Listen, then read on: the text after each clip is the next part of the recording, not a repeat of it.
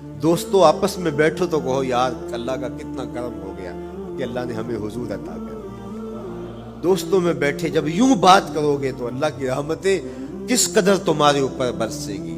अपनी अकीदतों का इजहार करो। वहां कमियत नहीं देखी जाती, वहां कैफियत देखी जाती, वहां मिकदार नहीं देखी जाती, वहां मयार देखा जाता है। वो चेहरा और चेहरे का तिल नहीं देखते, वो बंदे का दिल देखते हैं। वो देखते हैं कौन किस खुलूस के साथ मोहब्बत लेकर के आया है।